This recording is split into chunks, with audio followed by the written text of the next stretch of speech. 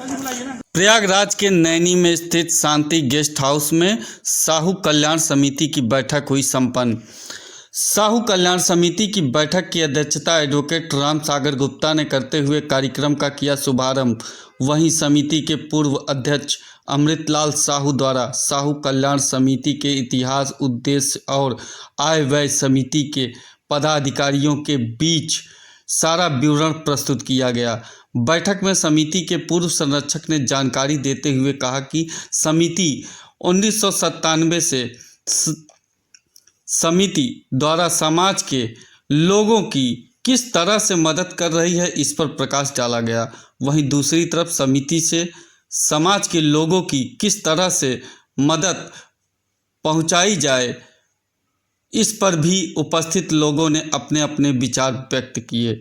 यूं ही इस बैठक में संरक्षक ओपी साहू, अध्यक्ष राम सागर गुप्ता, उपाध्यक्ष श्यामदेव गुप्ता, सच्चिदानंद गुप्ता, एडवोकेट सविता गुप्ता, फूलचंद गुप्ता, दयाशंकर गुप्ता, मुकेश गुप्ता, रंजीत साहू, धीरज गुप्ता, मंत्री रविंद्र गुप्ता, महामंत्री कमलेश गुप्ता, कोषाध्यक्ष अजीत साहू, जगदीश प्रसाद गुप्ता, गिरजा शंकर, प्रधानाचार्य सुधीर कुमार गुप्ता, शर्मिला साहू, उमा गुप्ता, सुमन गुप्ता, कविता गुप्ता एवं केपी गुप्ता के साथ रसिक लाल गुप्ता, डीडी गुप्ता, सुनील गुप्ता आदि लोग उपस्थित रहे।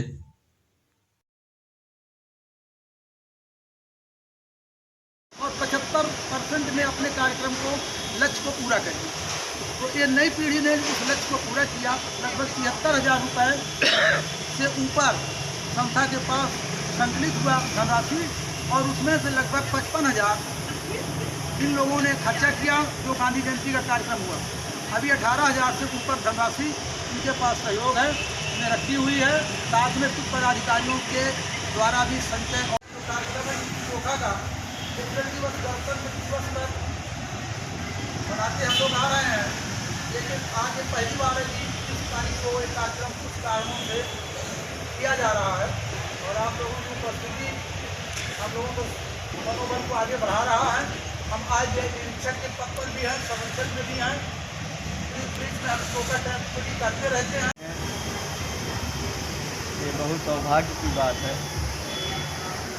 हम लोग जब से नई कार्यकारिणी बनी है और आज के कार्यक्रम में ये दूसरा कार्यक्रम है चोखा बाटी का कार्यक्रम,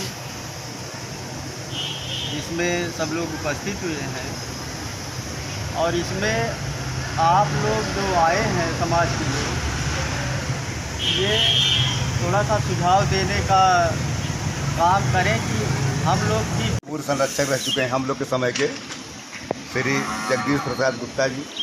आपका भी बहुत हम लोग को हमेशा सहयोग और आशीर्वाद मिलता रहा है।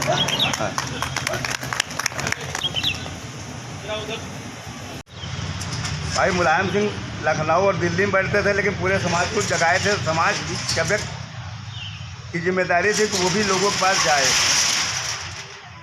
अब जैसे हमारी नैनी बाजार में दुकान है, कोई यानी जा रहा है लेकिन कभी आता नहीं कि भैया आप भी कहीं रहते हो क्या। इस तरह की भावना जब जगाएंगे तो लोगों को उत्साह बढ़ेगा और एक ताकत बढ़ेगी। हर आदमी को सचेत होना पड़ेगा। बिल्कुल बिल्कुल कि हम भी हैं ये ना समझें, वो भी अपने को समिति में समझे। नहीं बिल्कुल, ये नहीं है कि हम समिति में नहीं है तो मेरा कार्य नहीं है। नहीं बिल्कुल, कार्य तो समाज के हर व्यक्ति का है। और अगर व्यक्ति किसी दूसरे के कार्य को अपना कार्य समझकर करेगा बिल्कुल, तो समिति तो यह है कि समिति अगर आप किसी कार्य के लिए अग्रसर होते हैं तो समिति आपके साथ कंधे से कंधे मिलाकर बिल्कुल खड़ी है। तो इन सब चीज़ों को अपने अंदर लाने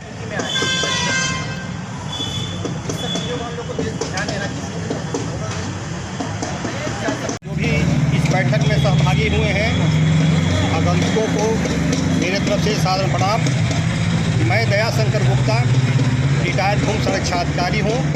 मैं आनंद नगर में मेरा निवास है। अब तक बैठक में जो जिन बिंदुओं पर चर्चा हुई है उसमें मेरा अपना विचार मैं बता रहा हूँ। जहाँ तक ये है कि राजनीतिक में सम्मिलित होने की बात है उस सम्मिलित होने के लिए सबसे बड़े जरूरत है कि जो जमुना पार में कार्यकारिणी बनी है वो तो कार्यकारिणी बनी ही रहेगी। अब मेरा मत है कि हर मोहल्ले में एक कार्यकारिणी का जो है मतलब कि जो है सदस्य बन जाए।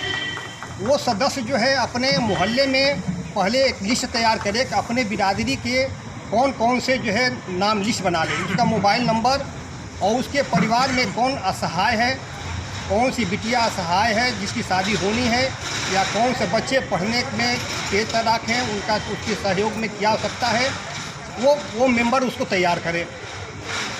दूसरी बात है कि इस कार्यकारिणी को सफल बना ये देखने को अवसर मिला और समाज के कल्याण और उत्थान के लिए आगे आए, ये सबसे बड़ी योगदान और महत्वपूर्ण बात है।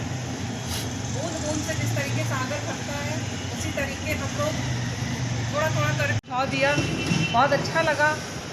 और मेरा भी यही सुझाव है कि अपने समाज को और अपने समाज के कल्याण के लिए उनको आगे बढ़ाने के लिए सबसे पहले हमें एक दूसरे का सहयोग करना पड़ेगा और एक दूसरे को समझने का प्रयास करना पड़ेगा और एक दूसरे के लिए तत्पर उपस्थित रहने का कार्यक्रम भी करना पड़ेगा। ये तभी संभव हो सकता है कि हम एक दूसरे से परिचित हो। अगर नहीं भी परिचित है, कहीं से एक दूसरे से कहीं से किसी के लिए कोई सूचना मिलती है तो हम लोग उनके किसी भी सुख दुख में उपस्थित हो सके। तब ये भेदभाव कभी ना रखें कि उन्होंने मुझे बुलाया है या मैं उनके निमंत्रण देने पे जाऊं। किसी के सुख दुख में तत्काल उपस्थित होना ये सबसे बड़ा दायित्व और कर्तव्य है। ये हमारे कल्याण, समाज कल्याण के लिए मैं समझती हूँ कि बहुत महत्वपूर्ण है। हमें उनके कार्यक्रम में उपस्थित होना पड़ेगा, उनके सुख दुख में सहयोग देना पड़ेगा।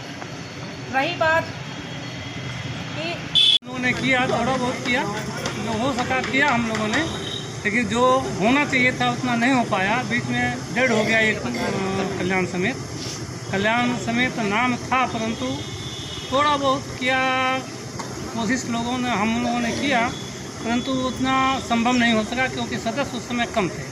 हालांकि लिस्ट होगा, अभी पुरानी लिस्ट होगा, हमारे कल से 100 से ऊपर का ही लिस्ट होगा, परंतु जो सहयोग होना चाहिए था अपने समाज में, समाज के लिए हम लोगों ने जो सोचा था वो हो नहीं पाया। अब नए लोग आए हैं, थोड़ा सा उत्साह है लोगों में, हम लोग हर तरह से सपोर्ट करने को तैयार हैं। में आए हुए समस्त बंधुओं का स्वागत और अभिनंदन है। साथियों, अभी जो बातें हुई समाज का उत्थान कैसे हो। हमारा समाज पूर्व में काफ़ी पिछड़ा हुआ था, आज लोगों के अंदर काफ़ी जागरूकता आई है, अच्छी शिक्षा लोग ग्रहण कर रहे हैं, अच्छे व्यवसाय में भी आ रहे हैं। केवल कमी क्या रह गई कि हमारे में आपसी सामंजस्य नहीं हो पा रहा है, एकता नहीं बन पा रही है। और कारण उसका यह है कि काफ़ी दिन तक ये संगठन निष्क्रिय रहा है। इस कारण से समाज आगे नहीं बढ़ पाया, वहीं ब्रेक हो गया था। लेकिन फिर भी हमारे समाज के लोग काफ़ी तरक्की कर रहे हैं। अभी आपके सामने 2 अक्टूबर का कार्यक्रम इतना जोरदार, इतनी सफलतापूर्वक हुआ, जो कि हमारी नई कार्यकारिणी बधाई की पात्र है। आगे बातें ये है कि संगठन का विस्तार और संगठन का विकास। संगठन का विकास करने के लिए हमें सदस्यता अभियान बढ़ाना पड़ेगा और समाज के उत्थान के लिए हमको घर घर जाकर के शिक्षा का प्रसार करना होगा। अभी जैसा और वक्ताओं ने कहा कि जो जिस लाइन में है, चाहे वो सर्विस हो या व्यापार, समाज का विकास वहीं से निकलेगा जहाँ से मार्गदर्शन चालू हो जाएगा।